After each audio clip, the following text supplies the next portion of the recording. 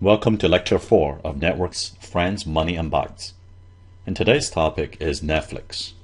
Let me first warn you, though, that throughout this course of 20 plus 1 lectures, if you plot the length of the video lecture against these 20 lectures, they go up and down. The average might be 75 minutes across all the modules. So they may go up and down, if I interpolate. Now this lecture 4 is actually going to be, by far the longest lecture. You will see that we have quite a few modules, and each module is kind of long because we have to introduce both the concepts of collaborator filtering, individualized recommendation by scaling out the system, the network, as well as the mathematical language of more optimization theory.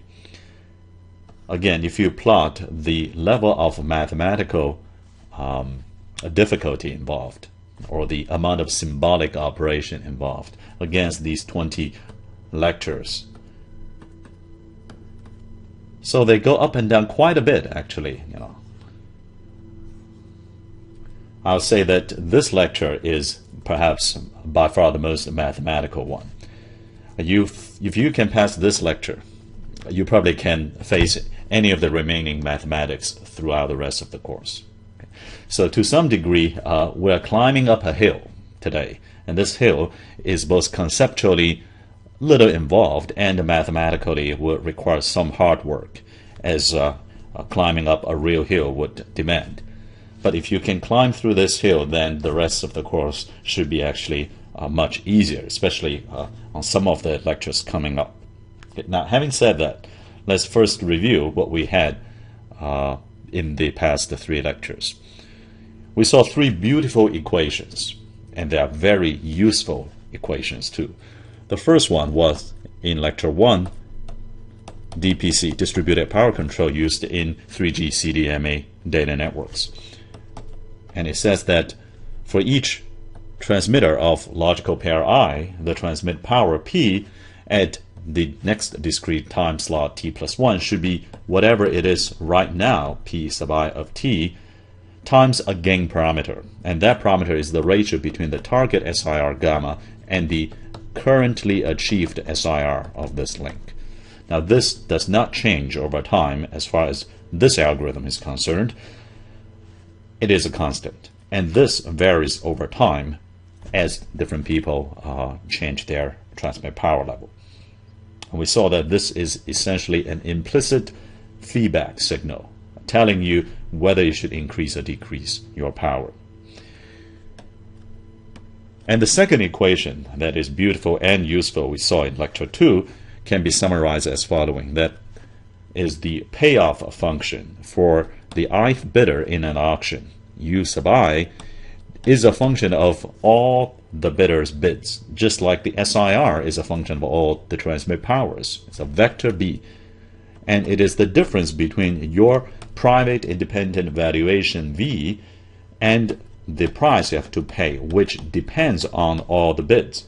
And this function, the price, which is not the power now, the price as a function of all the bids, the shape of this function is determined by the designer of the auction.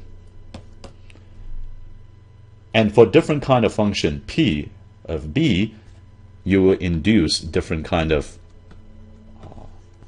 behavior by the bidders. They will bid different BI star, the optimal according to some metric B. For example, whatever maximizes the utility. Now, of course, this is assuming you actually win the allocation. If you do not get the item, then the utility is 0. This definition of payoff function, which also highlights the fact that you can design the auction and that will induce different bidding behavior, is the second equation. The third one, which we touched upon last lecture, can be written as the following. Simply the vector pi star transpose equals pi star transpose times G. This is the Google matrix that we defined last time, and it is defined in such a way that the corresponding eigenvector corresponding to the largest eigenvalue of 1, can be uniquely defined and efficiently computed. Okay, so this defines that Google PageRank score, which further leads to the rank ordering of the web pages. Now, if you count how many times DPC is used in the mobile world, if you count how many times auction is used in many contexts, including the online space, if you count how many times the Google PageRank is used every time you search on Google, you can tell these three are powerful equations. They're simple, but they're very, very widely used. So now we're going to continue this track of 4 lectures. We talked about power control, distributed protocol. We talked about second price auction, talked about PageRank, and now collaborator filtering for recommendation, like on Netflix. And these 4 lectures also introduce the language of optimization, then game, then graph, and now learning theories. Now the backdrop is Netflix. To those of you who are in the US, you know Netflix very well. It started its DVD rental business a while back, actually in 1997. So the story says that the founder of Netflix was tired of paying fees to the DVD rental stores. If you remember those days, there were a lot of those on the street corners. And if you don't return the DVD in time, or the VCD in time, or the tape in time, then you pay extra fees. He says, well, that's not very appealing to me. So instead, he says, you can keep the DVDs for as long as you want. Okay. As long as you keep paying the monthly fee, then that's actually a great thing for the company. You don't return, I don't send you new ones. Okay, so you can keep paying my monthly fee without getting any new DVD. This idea is going to show up again in a completely different context of sliding window control in TCP, congestion control. That will be in lecture 14. But it's effectively the same concept. You don't return, I don't give you more. And by 2008, in the US, there were about 9 million users of Netflix DVD rental. And then, that year or so, Netflix started trying out something quite new of using the internet to deliver video. Internet as the medium instead of the postal service to deliver video. So the content is stored in some video servers, is sent through the internet and maybe wireless networks to your internet connected devices, which could be TVs or set-top boxes, but also could be game consoles, smartphones, tablets, PCs, and so on. And by 2011 spring, it's got 23 million customers. And in summer of 2011, it was counted that about 1 in every 4, a quarter of the bits going through the internet that month was Netflix traffic. That was huge. Okay. Now, of course, video is a very big files, and therefore, if you count by volume, you're going to get big numbers of percentage. But still, 1 in 4, that's a lot. And then in September 2011, you may remember that Netflix tried to split into two different businesses, separating DVD rental, online streaming, and then they later put them back together, but the billing still became separate. Now later we will look at the technology network involved for multimedia streaming over the internet in lecture, I think, 17. We look at Netflix and Amazon Prime, Hulu, HBO Go, IPTV, and so on. Look at the differences across the models. Today, this lecture 4, the focus is, however, on the social network dimension of recommendation system. Okay. You and I, the customers of Netflix, also form a network. These 23 million and bigger number now, they form a social network. They don't directly interact, but the way that they watch and rate movies will be used and leveraged by Netflix to make better individualized recommendation. Think about it this way. You are on open online platform. okay, whatever that platform might be. And there are maybe 100,000 of you. By scaling out, scaling up a social network, we actually can then scale down the individualized recommendation, because we get to see other like-minded people like you, how they behave, what they like and don't like, and we have much more data. So even if you don't provide a huge amount of activity on the platform, we get to see others. And this is the basic idea of collaborative filtering, CF. Now, there are many kinds of recommendation system. For example, on Amazon, you may notice that each time you refresh the homepage after you log in, they will recommend different kind of products to you. That's largely based on what's called content-based filtering. Basically, if you purchase certain kind of products before, like certain kind of electronics, then they will recommend similar electronics to you in the future. If you buy a book written by Stephen Hawking, then they will try to recommend new books by Stephen Hawking. That is called content-based filtering. Okay? Look at what you bought, what you liked, and then recommend accordingly. YouTube, we will see later in a few lectures' time, the way they make recommendations is largely driven by the so-called co-visitation counts. Briefly speaking, it means that it will look at how many users watch these two videos back to back. Okay? And then if so, then we put a score to the co-visitation count between these two videos, say A and B. Okay? And then this will give you a way to start quantitatively decide what video should you recommend. We'll come back to this later. In Pandora, if you have used that, it is a mostly expert-driven recommendation of mix of music. But as a consumer, you get to thumb up or thumb down, just like in some discussion forums, you get to vote up or down. Now, Netflix does not want to use expert-driven movie review, even though there's no shortage of movie reviewers, professional ones out there. It instead uses a collaborative filtering. The idea is that not only will it look at what you like or bought, we'll also look at what similar people, similar to you, liked and watched. The question is, how do we define similarity between people? Or flip the other way around, between movies. Before going further, let's first more rigorously define this recommendation system. A recommendation system is a very helpful feature. Okay? For stickiness of the consumers, for inventory control, and so on and so forth. Now, in the case of Netflix, you can think of this as, say, a black box. There are inputs, there are outputs. What are the inputs? First of all, the user ID. Okay, that's your login. We're going to index user by U.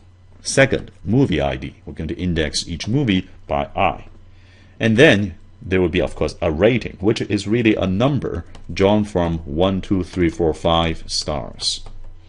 And we call this R sub UI. Okay, R for rating.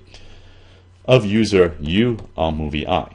And the time that this happened, this review was entered, is TUI. Of course, there's also the review of text. Okay? And we're not going to talk much about text review in today's lecture. So you got U and I and RUI and TUI. Now, how many RUIs and corresponding TUIs are we talking about here? Actually, a lot. Think of millions of users and tens of thousands of movie titles. Of course, only a few percent of the users actually watch all the movies out there, and of or any substantial number of movies out there.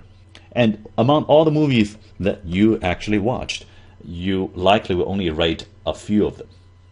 Some people like me actually rate none of them. I just don't like rating movies. But a lot of people rate, but they don't necessarily rate every single movie that they watched. Despite that, we're talking about on the order of the billions of RUIs for Netflix. Now, it's a much challenging problem actually when you just have a very few rating in your database, the co-star problem. But Netflix doesn't have that problem now. All right, those are the inputs. What does the recommendation system do? What is the output then? The output primarily, of course, is the predicted rating. Let's call that R hat UI. Okay. Now, in the case of Netflix price, they actually know the true RUI. They just don't tell you the competitor into the price competition. In that case, you actually know the ground truth. Then you can compare your prediction R hat UI and the actual RUI. But of course, in the real operation of Netflix, they don't know the ground truth. That's why they want to recommend you to watch that movie. Okay, so you're going to just have to believe that if it works well in the test set where you know the ground truth, it's going to work well in other part of the system too. Okay. So this R hat, however, it could be a fractional number. It could be a real number. For example, 4.2 star. You cannot rate 4.2 star, but the prediction might say 4.2. So you can interpret that as maybe 80% of the chance this user U will rate it, this movie I, with 5 star, and maybe 20% of chance you'll rate it as 4 star. Maybe that's an interpretation of number 4.2.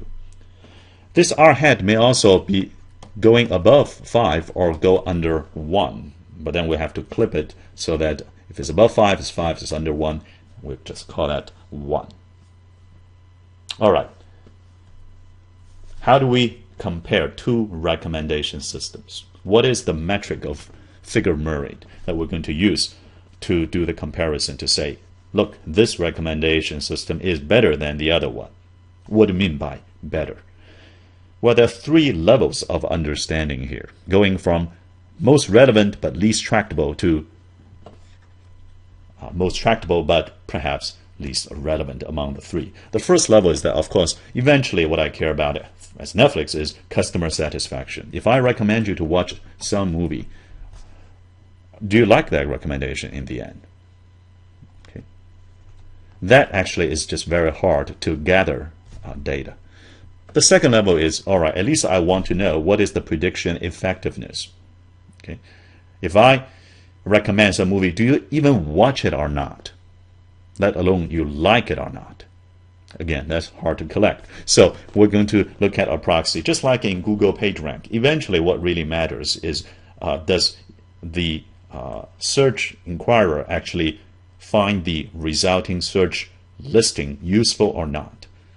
But that ultimate test is very hard to quantify and collect data about. So they use the this PageRank to say, well, I'm going to say this is the importance of nodes. Here we're going to just say, let's quantify the notion of prediction error here by looking at R hat UI and RUI. Okay.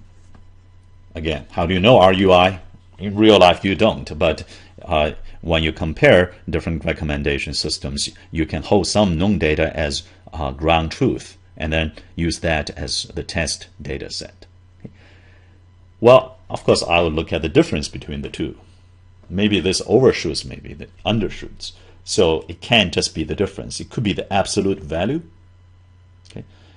It could also be the L2 norm, the square of the difference. Okay. So if I overshoot by 1 star or undershoot by 1 star, after squaring, they're all positive numbers, meaning positive error term. So I'm going to square them. And how many do I have? Let's say I've got a C of those UI pairs where I would like to base my comparison of recommenders on. Okay, so I will have to sum up across those UI pairs, and there are C of them, this squared difference. But since you squared things, you actually changed the scale. To bring the scale back down, people often put a square root, and that is so-called root mean squared error, RMSE. It is effectively so-called L2 norm of a vector, the vector being the error vector, difference between r hat and r across all these UI pairs. You're going to take a look at each entry of this vector, square it, then average it, then take the square root. Now, of course, when you minimize an error, whether you minimize the square root of the error or without the square root, the solution won't change. Okay, so mean square error or root mean square error, either one can be used equivalent as the objective function that you want to minimize. All right, so now we're looking at this RMSE or MSE as the quantitative metric describing how wrong your recommendations are across this set of test points. And we'll use that as the proxy for these eventual goals. So our job is not to say, give me the inputs, okay, U and I and RUI and TUI. I'm going to find a way to make recommendations and give you an output R hat. Okay? I will train this black box by looking at known R and the resulting R hats. How do I train them? By minimizing the RMSE. Then I say, all right, good, I'm done with training this black box. Now throw at me some questions where I don't know the ground truth R. Maybe you as the examiner knows the ground truth R. Well, good, and then keep it to yourself, and I'm going to make a guess R hat. Then you check your ground truths, see how good I am. That is the spirit of Netflix Prize. It was announced in October 2006, and the challenge is to say, can you make a really good recommendation system? I'll give you data to train your recommender. Now, can you make it work really well, better than what I currently have? Well, I meaning Netflix.